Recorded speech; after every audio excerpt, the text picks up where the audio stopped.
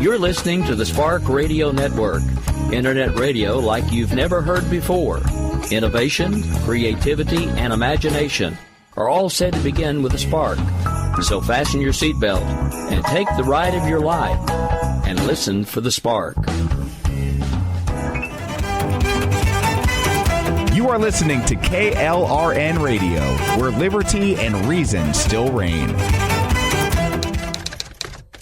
All writers are prone to becoming so attached to our characters and stories that we struggle to see why a passage may not be working. It takes another set of eyes to help us nurture our writing into full maturity. At Black Wolf Editorial Services, we strive to enable writers to develop and grow, shaping stories into masterpieces that can stand the test of time. Editing services are provided for all genres and all age categories. Services range from critiques of the short story through to line edits of the full-length novel and copy editing for those preparing for publication. We also offer assistance on generating a writer's bio for your websites, as well as help with those book blurbs and promotional material. We won't abandon you to the masses. We want to celebrate with you in your successes. Black Wolf Editorial Services, nurturing your writing into maturity. For a full list of services and prices, visit us at blackwolfeditorial.com. There is nothing off limits here. Sipiwe Beleka is a straight-up dude, and he doesn't mind answering the tough questions that you won't get answered anywhere else but right here in Wen's World. What's it like to be out there in the dating world while you're driving from coast to coast? There is no dating world in that situation. There's activity, but I'd hardly call it dating in the traditional sense. And yeah, we did talk about this, and we talked about the fact that this is sort of the elephant in the room because, I mean, let's face it, you are out on the road, you're living in this box for a month, 2 months, 3 months at a time, and if you're a single guy, the only interaction or encounters that you're going to, natural encounters that you're going to have with women are when you're at the truck stop, okay? So it may be the cashier girl, or when you're ordering food at a restaurant or a fast food restaurant, or sometimes the shippers and receivers, the personnel that works in the office. A lot of times it'll be a woman. And that's the only real chance that you have to talk to a female. So it's hard. Just to strike up a conversation is very, very challenging. What's the biggest challenge that you find in being a sincere guy, telling them what you want out of the situation, but also not creeping them out to the point to where they want to throw a pie in your face? Well, okay, let's keep it real. Like for me, I'm an outgoing person, and I'm in good shape, and I'm comfortable in my skin. Right. So that's not an issue for me. But for a lot of guys, right, who are overweight, obese, aren't real happy about how they look, not very confident, the prospect of getting rejected is, in their minds, probably incredibly high, so they won't even make the effort. The vast majority of them would want to, and they don't want to make the effort. And having human contact is something that we need, just like we need air and food and water. And so, there are all of these hormones that are released when you experience physical touch, especially if it's from someone that you are sexually attracted to. And people know about, what is it, oxytocin, that hormone. So all of those things make you feel good. And in fact, every study shows that if you have a healthy sex life, you live longer. So it's a real predicament. You have limited access to even meet women. When you do, you don't feel real comfortable trying to engage them in any conversation that goes outside of business or ordering food. Right. If you do, chances are you're going to be rejected. And a lot of times, how do you articulate, what are you going to, hey, excuse me, listen, I'm really suffering. I haven't had an oxytocin dump in like 3 months. I don't mean to be rude or disrespectful, but can you help me with this? Kind of an odd conversation. If you're trying to be real with somebody. That's the scientific way of going about it. Sure. Right? The straight-up way is like, hey, I think you're fine. What do you say we spend some time together and come back to my place, which in this case would be my rig. First rig on the left. That's not. I mean, think about it. That's not exactly a very romantic proposal. No, most chicks don't dig that kind of romantic setting. If you're living on the road, Joey, okay, say you strike up a conversation and you're like, hey, where are you going to go? You don't have a car. You can't pick them up. It's right there in the moment. You can't drive them anywhere because you're not driving your truck around town. So it's just a real challenge. And so what quite often happens, you have to go to the internet, the virtual world. You go to social dating sites, and that's where you're finding the conversations, which is good. You can get some companionship. You can get to talking to someone, but you could be in Ohio and they're in Florida. So that's not exactly helping you in this situation where, you're lonely. You want some companionship. You want some intimacy. It's more challenging to get that than it is to get healthy food on the road. I'm really glad that you brought up the elephant in the room of kind of dating or hooking up on the road. Now, you mentioned a lot of the truckers that you come across maybe aren't as confident as you are because you are America's fittest trucker. But for dudes that maybe are a little fat or insecure or haven't been on the dating scene for a while, how many of those, or have you seen dudes just straight up give up on the opposite sex and kind of go to that, for the lack of a better term, prison lifestyle out there on the road? Well, I don't know what happens behind closed doors, but I work with a lot of drivers, and they come into my office, or I'll talk to them on the phone, and they are suffering from depression, self-esteem issues, mental health issues, and driving a truck becomes a way to hide from society and hide from confronting your problems. You can go through an entire day or series of days and not talk to any real person at all. And so I do see a number of people who they let themselves go and they don't have the wherewithal to pull themselves back up, and they need help, and they become not only lonely but loners. It's unfortunate because you can get trapped in this existence where that box, that truck that you're living in, you've got your internet, your movie watching device, or your books or whatever, and so that can become your entire world. You're comfortable, you're entertained, and there's nobody to bother you or make you feel bad or challenge you or confront you on your shortcomings. So it becomes an oasis that's not helpful. You probably had a few friends that have kind of fallen in that quicksand. Yeah, and Joey, I don't know if your question was suggesting, okay, they give up on women, and because it's a male-dominated society that they start having sex with men. Was that where your question was going? Yeah. That's a good question. I myself, I don't know how often that happens.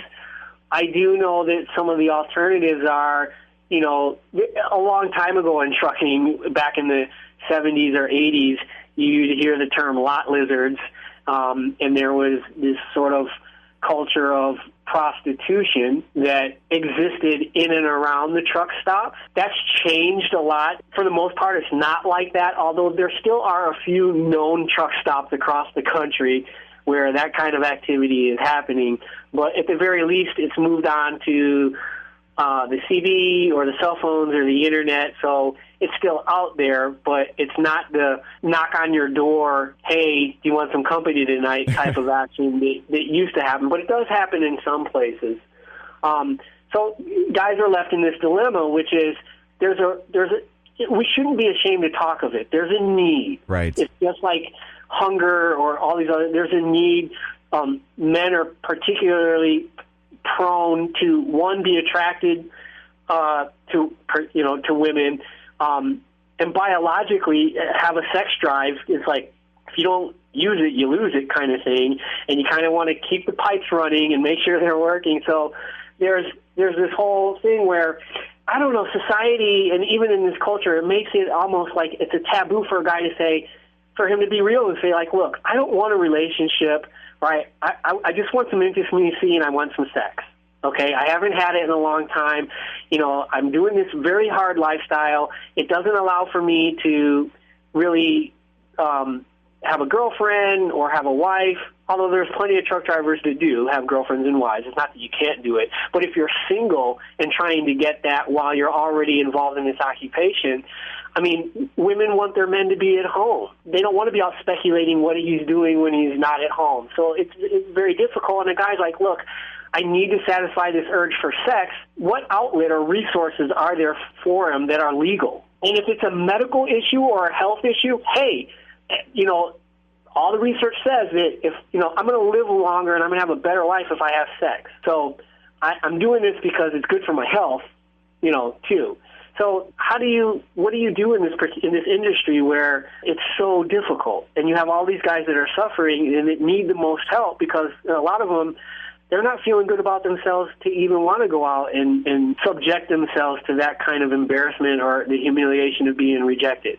So you just posed the question. I mean, what do you do with this very real dilemma that a lot of people don't have to deal with because they go to the office or the studio or what have you, then they come back home in the evening and they see their wife, they see their kids, they have a presence at home. So maybe you could help us answer that. I mean, what does the trucking world do with that question? You know, you're putting me on the spot.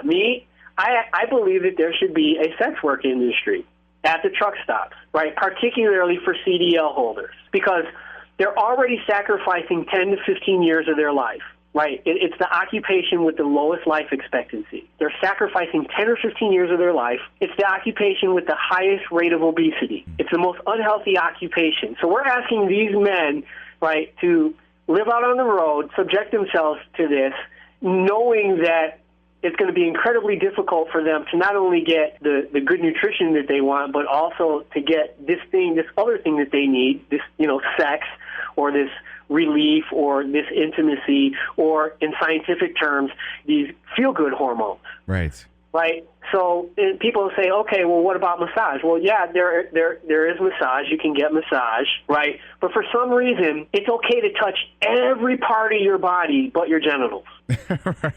You're so right. The one part of your body that was designed to have the most nerve endings and be the receptacle of pleasure in order to ensure the survival of the species, right? The one part of your body that was specifically designed for this specific kind of pleasure, that's the one area you can't touch in a massage. So in Nevada, there's basically legalized prostitution. It's regulated. How do you think, as a whole, society learns slowly to adapt to this reality? I think that goes back to that proverb, that old adage, you got to walk a mile in the other person's shoe. Right. So all those people that would be against an idea like that, I would challenge them, well, come up with a better solution. What do we do? If it's true that this is a part of an occupational hazard and it's a health hazard and it's contributing to the premature death epidemic in the industry, guys aren't getting this part of the health equation, which is, you know, the intimacy, producing these feel-good hormones that make you feel good because you're deprived of an outlet for sex. What would you tell them? What if it was your brother? Your uncle, you, what would you do in that situation?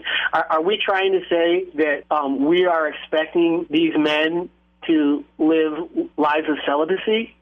So not only are you a truck driver, you're a priest now, right?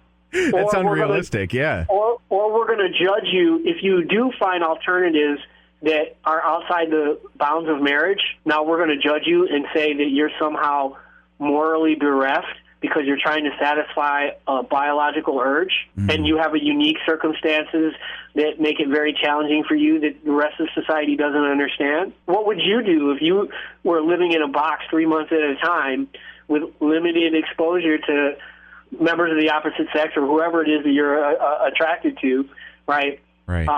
If you're going to criticize that solution, then you have the responsibility to come up with a better solution. And people will say, okay, well, they can masturbate. Well, you know what? When you masturbate, you're not producing the hormones that you get from the connection to another person. Right. Yeah, there's no real oxytocin, chemical bonding going on with singles action. No, it's not. I mean, if it were the same, then we would have died out as a species. Yeah, I know. Yeah, seriously, though. On the flip side, there are a number of people who would willingly enjoy and thrive in a safe and healthy, regulated sex work field. Right. It happens in other places around the world, right? So all those people who would say, okay, well, it's exploitative and demeaning to women. Well, I'm not just including women. There can be men to service, whatever the sexual orientation is, or if there's women out there that are having the same problem, who knows? But my point is that if this is America and a free society, right, and it's consenting adults, it's put together in a way where there's safety involved, where both the provider and the client are protected, then I feel it's a medical issue. Right. And when I visited Europe, we had to stop in Holland, and we went on a tour, and the tour guide explained the history of the red light district and how that kind of business model is being displayed currently over there. And it's very well organized. And of course, a lot of people in the tour group had the same kind of notions and perceptions of it. Well, don't the women feel exploited? And the girl was simply like, these women are in business for themselves. They know exactly what they're doing. Each one rents out essentially a booth. The landlord, says it's $200 per hour or whatever, and the woman charges accordingly. And so they seem to be making a pretty decent living, and they're tested regularly for sexually transmitted diseases. So it's basically a safer alternative to illegal prostitution in some people's minds, including mine. So let's say you're the single guy and you haven't given up and you're out there and you're trying. So you're done with your shift, okay? You haven't had sex in 6 weeks. So you're in your truck, you've got some downtime. Instead of going to sleep, you're on social media trying to what? Find women, right? So instead of going to bed and maybe getting 7 or 8 or 9 hours of sleep, you spend an extra hour or two online trying to have a conversation, trying to satisfy this. And so now you're only getting 5 or 6 hours of sleep because of the effort that it takes to try to make something happen. I think a lot of people overlook the things that we see on the road. That is the semi-tractor trailers driving America's commerce from coast to coast, essentially. I think the majority of the products that we see on the shelves arrive via truck. These are drivers running on 5 or 6 hours of sleep that are in the vehicle next to you. It would be safer if they were well rested and content, little less irritable. I mean, less stressed. Yeah, less stressed. I mean, think about it. Somebody that's used to having sex fairly often goes without for some time. It does create an air, an atmosphere of distress, and they're more likely to make mistakes, maybe be a little more irritable behind the wheel. As far as I know, Joey, there's never even been a study done on this, on the sex lives of truck drivers or how that impacts their stress and their health and how that in turn impacts their driving. I mean, I don't think this has even really been investigated. But I do know that, okay, if fatigue is an issue and stress is an issue, right, and not having any sexual contact, any sexual release, not having any of the feel-good hormones, all of that can be a factor and could be a public policy issue that affects the public because, heaven forbid, you or someone you love is driving behind a truck and they're swerving. This guy is just fatigued and tired and stressed, doesn't have anyone to talk to, is nodding out. You don't want to be behind that truck. No, we've all been there. I've had friends and family that have said, I almost got ran off the road. And as regular people, we think, well, they need to be more careful and it's their faults. But there again, we're not the ones behind the wheel for 10, 12 hours at a time running on. For more than 300 days a year. Exactly. Separated from loved ones. Like you said, walking a mile in the other person's shoe is what it's all about. I would not be surprised that there are a significant number of guys that don't have sex the entire year with another person. Think about it. This is the most unhealthy occupation with the highest level of obesity, right, and the highest rate of metabolic syndrome, which is a cluster of 16 medical disorders and 12 cancers. Arguably, it is the least attractive and desirable population of men in America. If that's a problem and there's a premature death epidemic in this industry where truck drivers are dying 10 to 15 years earlier than the average North American male, then who's going to be sympathetic to their needs? if we had infrastructure where right there at the truck stop, there were sex workers that made a decent living, and it was a nice, clean, healthy environment, and everyone was safe, and it was all consensual, that would be part of the solution. There's a shortage of 60,000 commercial driver's license holders or truck drivers, right? So there's young people are not entering the industry because it's not the most attractive industry, okay? And then older drivers are leaving the industry too early because either they're so unhealthy they can no longer maintain their Department of Transportation certification, so they're forced out of the industry, and they have these health problems that require that they take time off from driving, or they're dying out. So truck driving is the lifeblood of this economy. Yeah. Anything happens wholesale to truck drivers, this economy shuts down. And we kind of saw that here in Springfield, Missouri. There was an ice storm that hit Springfield, Missouri not too long ago, and nothing could get in or out, and people were kind of trapped and stranded for more than a week. And that's happened to other places. So right now, this is a untalked about issue in America, that there's a shortage of drivers. It's the most unhealthy occupation, and this is the reason why I got into this field and wrote my book, 4 Minute Fit, was to, not just talk about the problem, but address it and come up with a solution. Right. But whenever we talk about the poor health of truck drivers, the one thing we never talk about is the role of sex in the equation. Sepiwe Beleka, author of the 4 Minute Fit book. Folks, Google it, 4 Minute Fit. Connect with Sepiwe Beleka on Twitter, @Fitness Trucking. And, of course, pick up the book anywhere books are sold, Amazon, Barnes & Nobles, Target.com. It's an awesome read, and it's extremely easy to follow. And friends of the show, if you have any questions about the book or any workout regimen that you're thinking about undertaking, feel free to email the show, wensworldradio@gmail.com, and we'll air your questions along with Sepiwe's responses. Sepiwe Beleka, thank you so much for your time today, man. Thank you, Joey, man. I'm really excited. I can't wait to hear what your audience, what they might be thinking and what they're going to be asking. So I'm really looking forward to see what kind of responses we're getting from this conversation.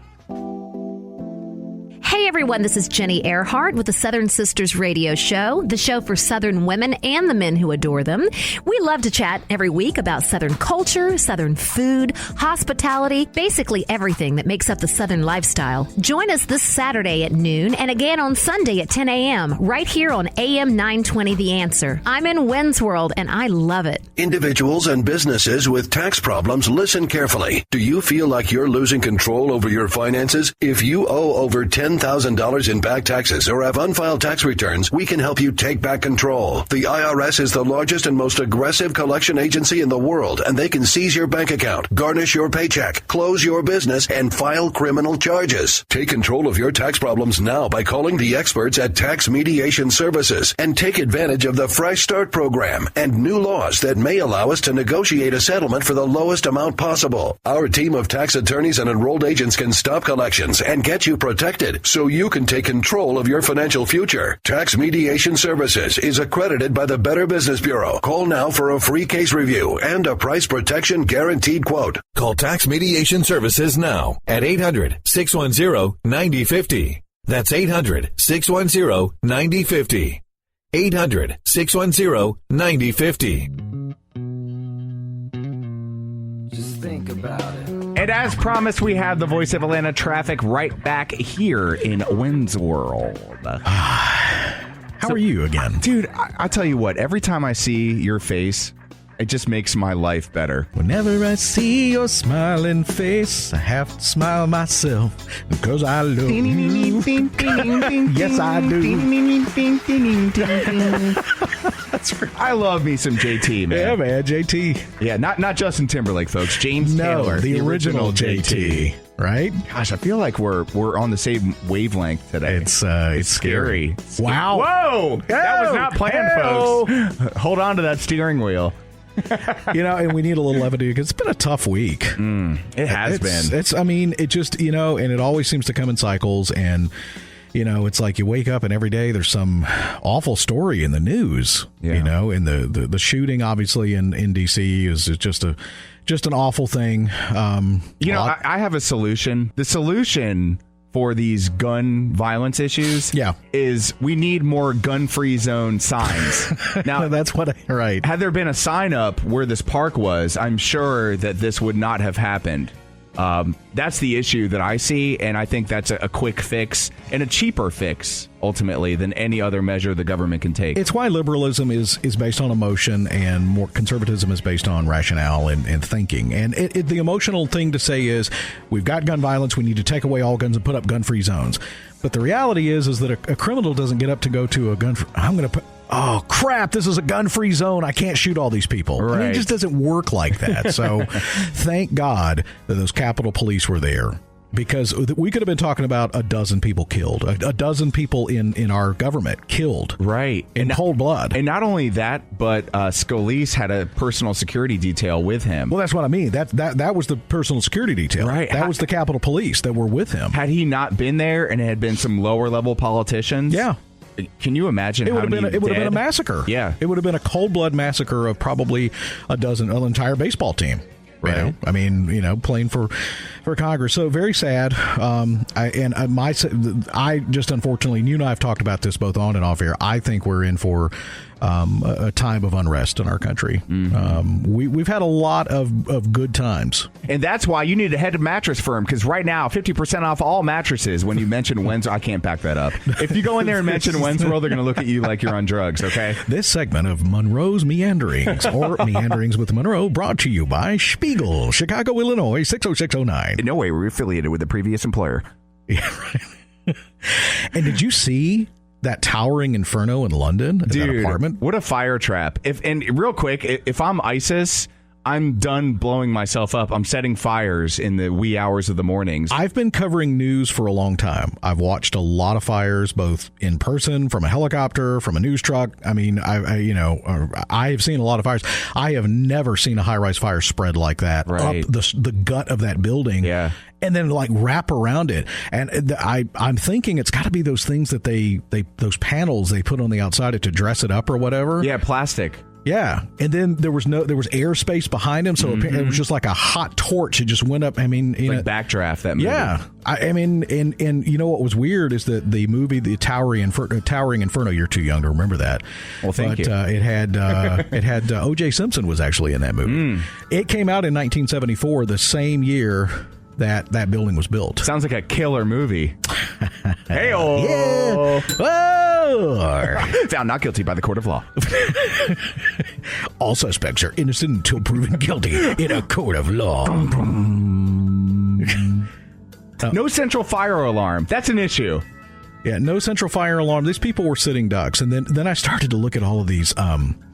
It got me interested. You know how you do, speaking of meandering, so I saw this, and then you go to YouTube and you start looking at other fire disasters. Right. You remember the one back in 2003 at the Station nightclub in Rhode Island? Oh, where yeah. Great White was playing? Great White, yeah. 100 people. So I went back. So I'm getting chills talking about it right now. I mean, it took 30 seconds for that place to go up. Jeez. And literally, if they weren't people were not out in the parking lot in about 90 seconds, they were done. They were trapped. Yeah. I mean, because it was so bad. And then you start looking at some of the other disasters. It's amazing. There was one in Brazil that happened in 2013. Same thing. Pyrotechnics with acoustic foam. 10 years later. Are you kidding me? Yeah. I mean, we don't learn our lessons from this stuff, man. Anyway, that you want to talk about a meandering. That's a meandering, but that's really what I did the last couple of days was kind of go back and watch some of these horrible disasters that have happened. And on that note, folks, have a great weekend. This has been Meanderings of Monroe with Chris Monroe. Follow the man on Twitter at Atlanta Traffic and, of course, at Wens World Radio. Chris, always a pleasure to have you in studio. Always good to be here with you, brother.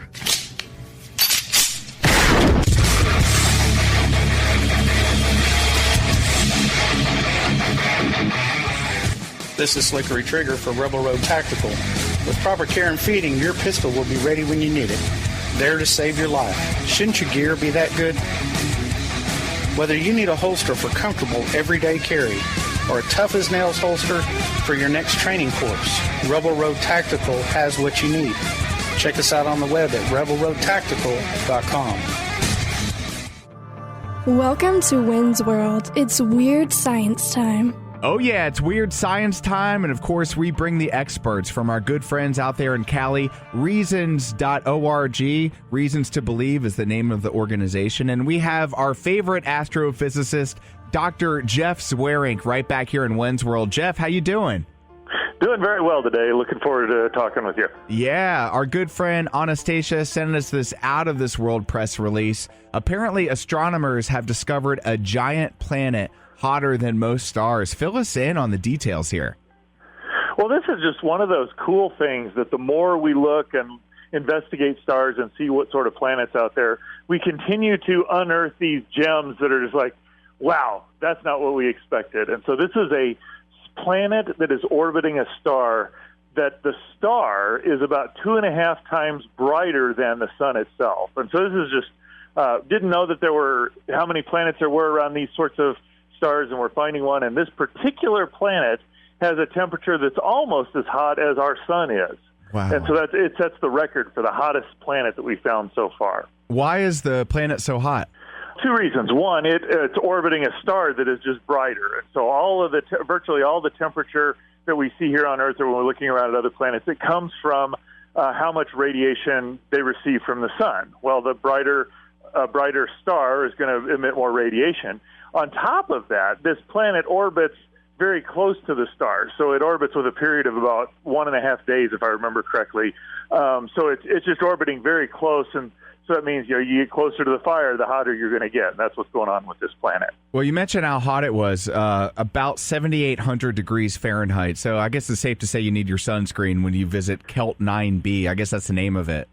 Yeah, that is the name of it. And I actually was just kind of curious. I went and looked up, and it turns out that there are only a couple of materials that have melting points higher than the temperature of this planet itself. So you could put all the sunscreen on you want, but anything you got is going to vaporize, so you're just going to die. And in fact, if I'm not mistaken, part of the planet is vaporizing because of how hot the star that it orbits is. Yeah, that's right. So, this is a Jupiter-type planet. So, what you can think of as a genuine or generally a good picture of a Jupiter-type planet is that you've got something between 1 and 10 times the size of the Earth, a rock or some sort of solid core or very dense core in the middle, and then you've got a whole bunch of gas around it. So typically hydrogen and helium. Now, if you imagine if you take that and you put that really close to a star, the star is going to heat it up and drive some of the massive materials off. And in fact, we've actually found planets that it looks like they were Jupiter-type planets where the star actually drove all of the material off, and you're just left with this dense core in the middle of it. So, yeah, this planet seems to be slowly disintegrating just because of how hot it is. And it's not that old of a star, right? It's like 300 million years old, something like that. Yeah, it is. It's one of the younger planets that we found, and that's again the brighter a star is, the faster it goes through its life cycle. So. One of the neat things from a scientific perspective is that we've found stars or planets around stars like this, but almost all of them orbit much further away. So finding one this close, this is what's termed a hot Jupiter planet because it's a Jupiter-sized planet, but it's so close to its star that it gets very hot.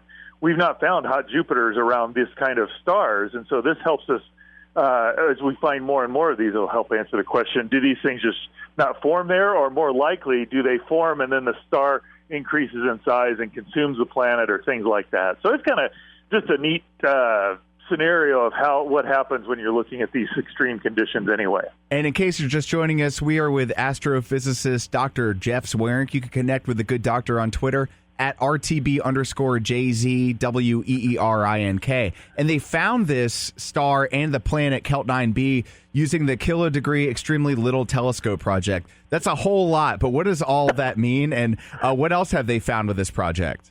Well, there's been probably a dozen or so planets they found, and they've even found some brown dwarfs and some other things. But the cool thing about this telescope is that the kilodegree, I don't think that has anything to do with temperature. It actually sees square on the sky that's 26 degrees on a side. And when you multiply those two to get the area, you get something on the order of 1,000 square degrees that it can see. And so that's the kilodegree. And then it's an extremely little telescope. It's just a couple of almost look like high-end cameras. They're small, but they have a really wide field of view. And they are looking for stars particularly like this, because most people, or most of the astronomy being done around looking for exoplanets is looking for Earth-sized planets around stars, and that requires looking at dimmer stars and stars that are further away, and it's just a lot harder. So they said, hey, what would we find if we just went and looked for these brighter stars and see if we can find transits around them? And so, like I said, it really almost looks like a camera mounted on a telescope mount that allows it to move and track things, and it's all robotic too. So there's a north one and a south one. So it really is just kind of a cool technology when I think about it. Yeah, for sure. How far away is Kelt 9b away from planet Earth? That is a great question that I'm thinking off the top of my head. It's something within 1,000 light years. So it's something that once we could actually take bigger telescopes, and like once the James Webb Space Telescope comes online, we could actually look at this one and get details about the planet itself that we wouldn't be able to with other instruments. And so in astronomy terms, it's relatively close by. It's in our section of the galaxy. It's not quite a ways off, and that's going to be very helpful as we get better technology, because we know there's a planet here around a big star with a big planet that's bright, and so we're going to be able to use future telescopes to get a lot of details about this. As we look back at the age of the star of the planet Kelt 9, it's 300 million years old, and every time I hear about how old stars are, I begin to get cross-eyed, because I can't understand how the human species can identify how old a star is, because we haven't been around for that long. How do we gauge that in the astronomy community? Well, it boils down to some modeling and just understanding how the physics works, because while stars are very large objects, the physics that goes on is relatively straightforward. And so we know how long it takes for things to collapse, and we can model how, as temperatures go up, how does that affect things? And as stars get to certain sizes, how bright are they going to burn and how small are they going to burn? And so what it boils down to is that once you measure the mass and the temperature of the star, that pretty much is going to give you the age of it pretty straightforwardly. And, it's not like we can go back and say, oh, wait, there wasn't a star there and now there is a star, and that happened 3 million years ago. I mean, we don't have images like that. But while stars are big and do a lot, the physics of them is relatively straightforward in terms of figuring out their ages, their masses, their temperatures, and those sorts of parameters. And, from a creationist standpoint, what purpose do you think these kinds of finds serve in the long run? I think they have a number of different things. One is just there's kind of an ooh wow cool factor. I think as a scientist, I tend to think of God as an engineer and as using efficiency all the time. And there's times where I just look and say, oh wow, what a cool thing God did. And so, I mean, like I said, you've got this planet that is hotter than the surface of a star, almost as hot as our sun is. That's a pretty remarkable thing. So I think just appreciating the kind of the artistry and the beauty of the Creator is important. Kind of from a somewhat more scientific, practical side is that the more we see, the more environments we find planets in and stars in, that helps us understand the whole process of how stars form, how planets form, and gives us a more complete picture, which very often, as we look at that, we see how remarkable it is that Earth is a place that is so capable of hosting life. If Earth were around a star of this size, these things tend to go through their life cycle much more quickly. They burn much more variably, and so there's a lot of temperature fluctuations in them. And at the end of the day, it's just there's not a place for a planet that is going to host life, is not going to have as long of a lifetime there. And so it actually reveals how well suited Earth is to support life. And I think that's one of the big pointers, too. There really is a God who created and orchestrated this, because it looks like there's a purpose here. Always with the keenest of insights, Dr. Jeff Zweerink. Connect with the good doctor again on Twitter at RTB_JZWEERINK. Jeff, always great to talk to you, man. You guys at Reasons are awesome, and it's such a privilege and honor to speak with you guys week in and week out. Thank you so much for your time. Well, thanks. I appreciate being here and just really appreciate the work you do and helping us tell others about what we see about God as we look at creation. So I enjoy the opportunity. Experience the Southern Sisters Radio Show uncensored and unfiltered on Facebook. Find us at Southern Sisters with Jenny Earhart. I'm in Wynn's World, and I love it. Individuals and businesses with tax problems, listen carefully. Do you feel like you're losing control over your finances? If you owe over $10,000 in back taxes or have unfiled tax returns, we can help you take back control. The IRS is the largest and most aggressive collection agency in the world, and they can seize your bank account, garnish your paycheck, close your business, and file criminal charges. Take control of your tax problems now by calling the experts at Tax Mediation Services and take advantage of the Fresh Start program and new laws that may allow us to negotiate a settlement for the lowest amount possible. Our team of tax attorneys and enrolled agents can stop collections and get you protected so you can take control of your financial future. Tax Mediation Services is accredited by the Better Business Bureau. Call now for a free case review and a price protection guaranteed quote. Call Tax Mediation Services now at 800-610-9050. That's 800-610-9050. 800-610-9050. Folks, whenever we start talking about the American church, faces get red and people start to squirm a little bit because there are usually two types of crowds in America. The crowd that grew up in church and the crowd that passed church on the way to the buffet on Sunday mornings. And I've been on both sides of that equation, and it is an absolute pleasure to have Sharon B. Burgess. SharonBBurgess.com is where you can connect with her website. On Twitter, at Sharon Bonita B. Sharon, how are you today? Great. Thank you for having me. When I got this press release, it captivated me because the mega church in America is this phenomenon that we see as we drive. Just in Georgia, it seems to me that there are as many churches as there are Waffle Houses. When I read through the scripture, to me, there's this overarching theme of unity within the New Testament church. And when I see all these different churches representing all these trains of thought and denominations, it makes me wonder, have we lost our way in our spiritual journey in America? And I wanted to pick your brain about this because the more I read about you, the more I realize that you were born into a church family. Your dad was a pastor, and you ended up actually marrying a pastor. So you grew up in this, which wasn't your choice. Yeah, it wasn't my choice. My father originally was a deacon in the church, and then when I became about a late teenager, he was called to the ministry, and he became a pastor of two churches. So, so my whole life changed. When he was a deacon, I thought, oh, my God, going to church, every Sunday, every Wednesday night was, a challenge for me. But once he went into the ministry, I thought, oh, my God, I don't know if I could do this. This is just too much church. Right. So, and I have 5 sisters. So all of us was ushered into the car and taken to church every Sunday, Bible study on Wednesday, and God forbid if we have a program during the week, you went to that too. Wow. So this is basically a full-time job without the check at the end of the week, right?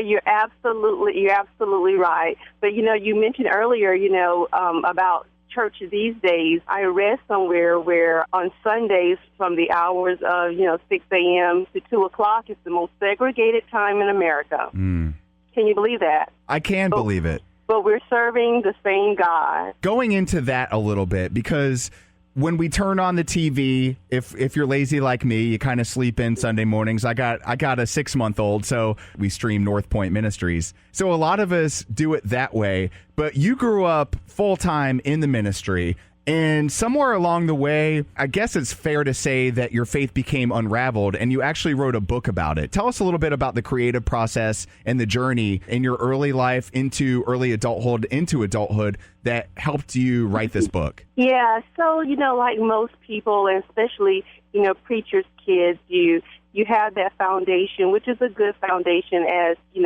I would certainly say, the foundation was great. Right. But as you grow up and you experience life and you go through your adolescent years and then you go to college, you experience different parts of life, which I think there's nothing wrong with it, and everyone should.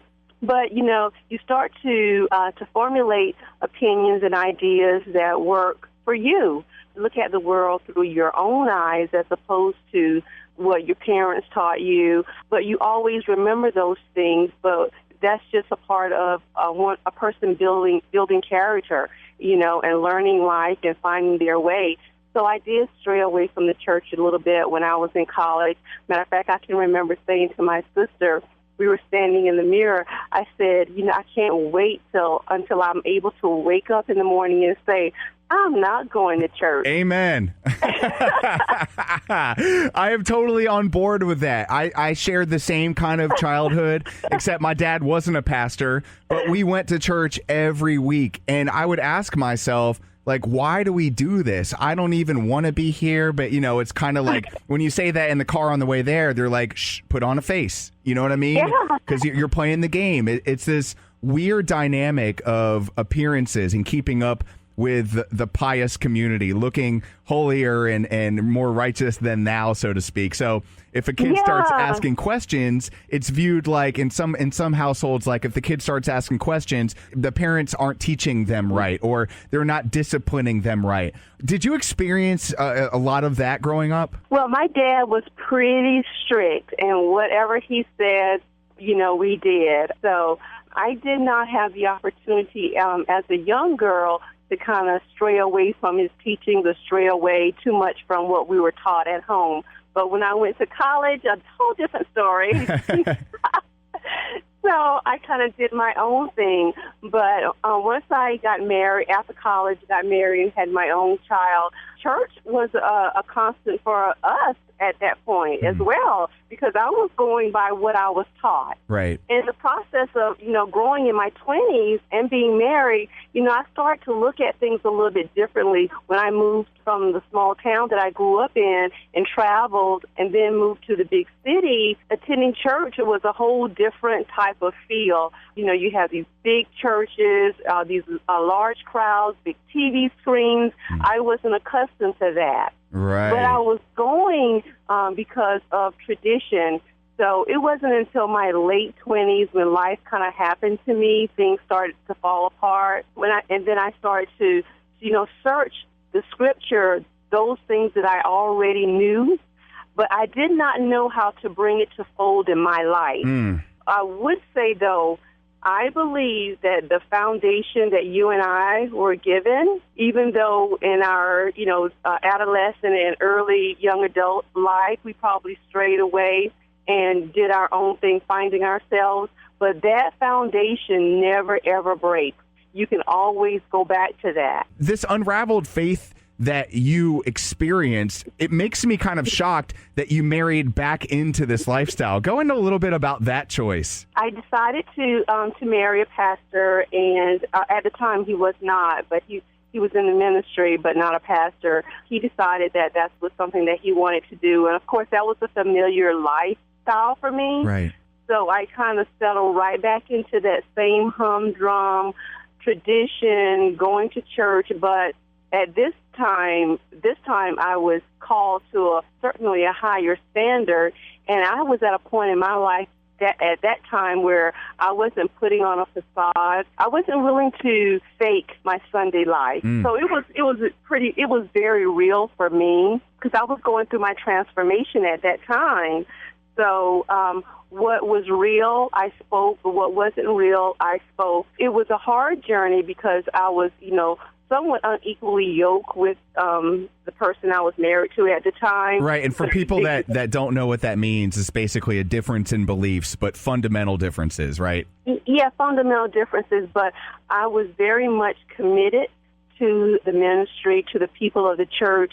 As a matter of fact, I stepped down from a very high-paying job to help him pastor this church. Wow. So I was very much committed to that. But unfortunately, our marriage did not work out. But my beliefs still hold the same, and I was not about to divorce him while we were still pastoring that church. I knew it would have been traumatic for the church.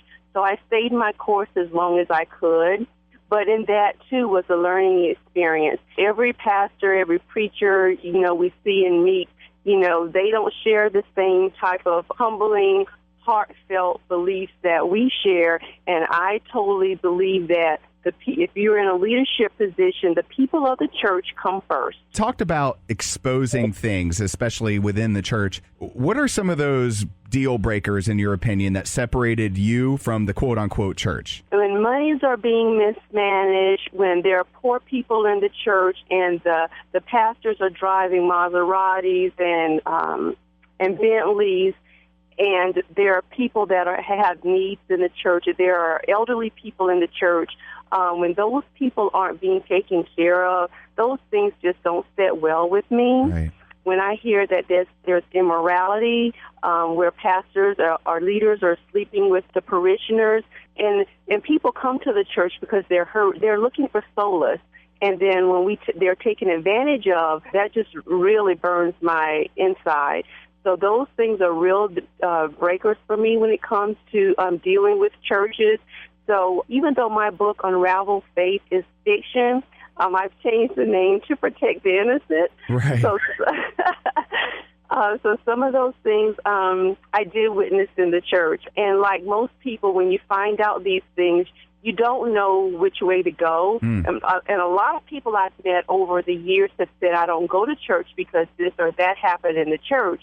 And even though my book details all these things that happen, it is such a loving love story that also shares how this one girl and her best friend find redemption in the end after going through all of this turmoil. They, in the end, understood that the four walls and the leader does not make you have a relationship with God. That's something that you have to foster, something that you have to grow.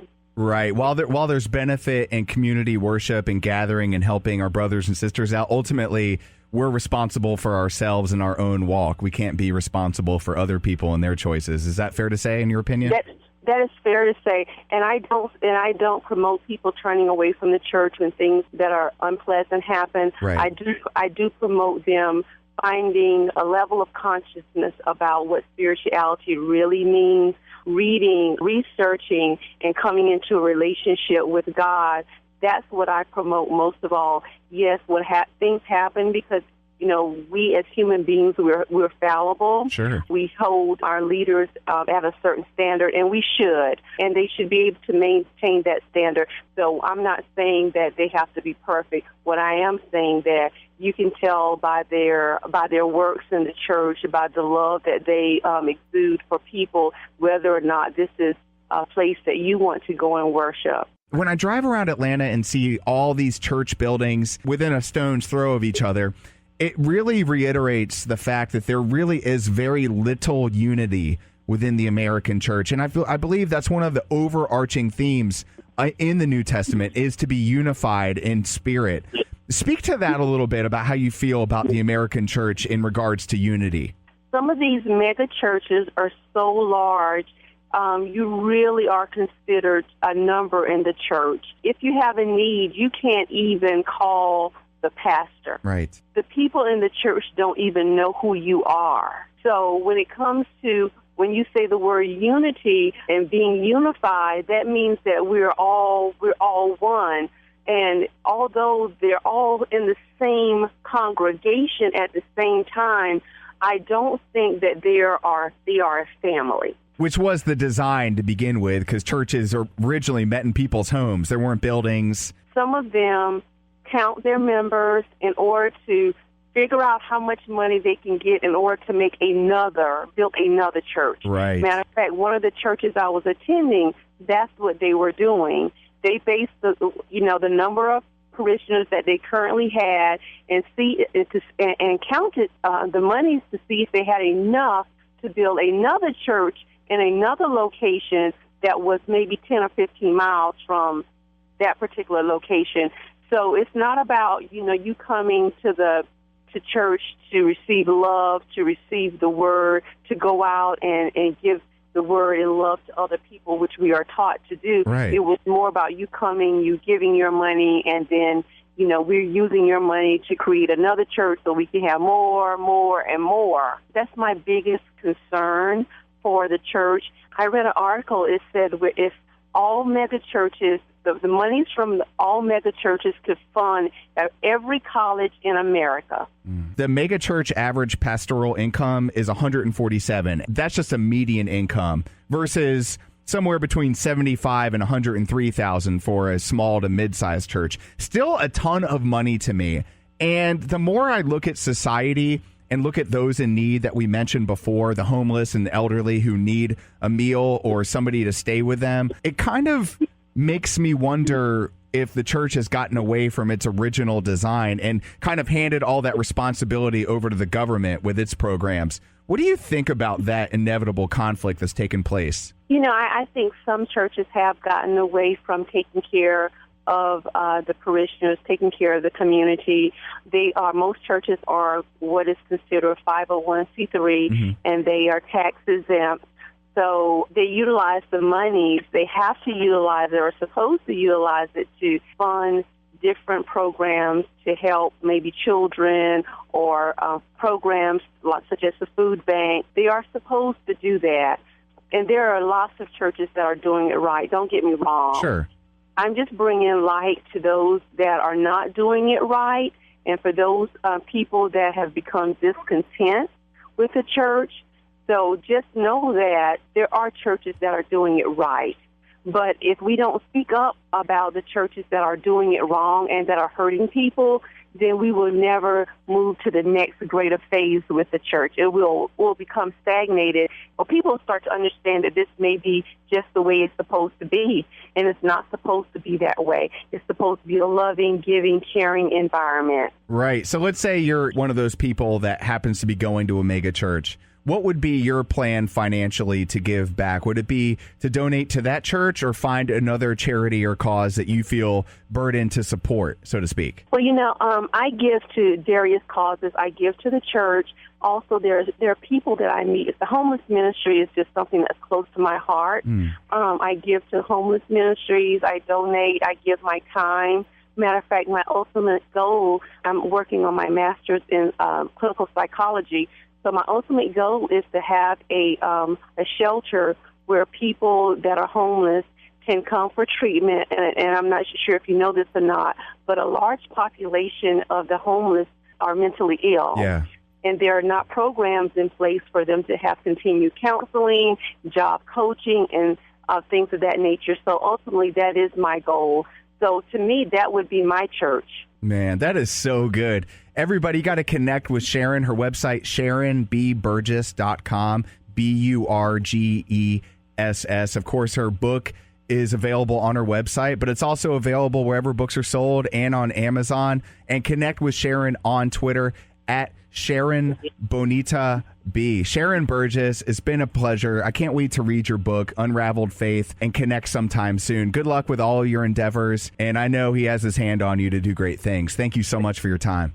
My pleasure. Thank you. Right. What's up, KLRN Radio family? This is Joey Wensler, a.k.a. The Wens, and you, my friend, are in Wens World. The conversation has begun here, but it continues online further, SoundCloud.com. It's also a free app in your phone's app store.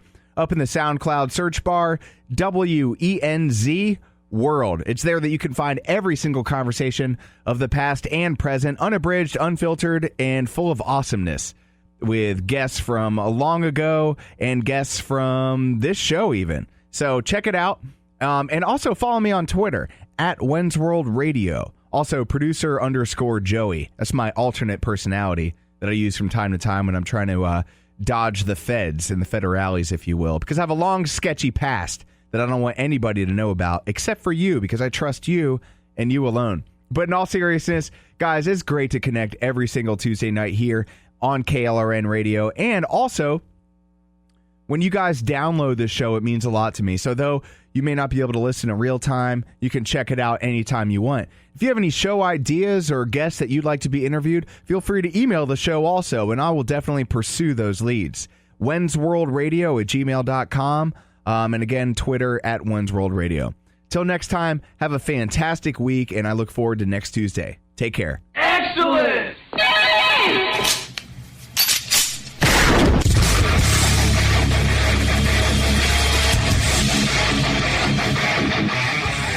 This is Slickery Trigger for Rebel Road Tactical. With proper care and feeding, your pistol will be ready when you need it. There to save your life. Shouldn't your gear be that good? Whether you need a holster for comfortable everyday carry or a tough-as-nails holster for your next training course, Rebel Road Tactical has what you need. Check us out on the web at rebelroadtactical.com. You are listening to KLRN Radio, where liberty and reason still reign.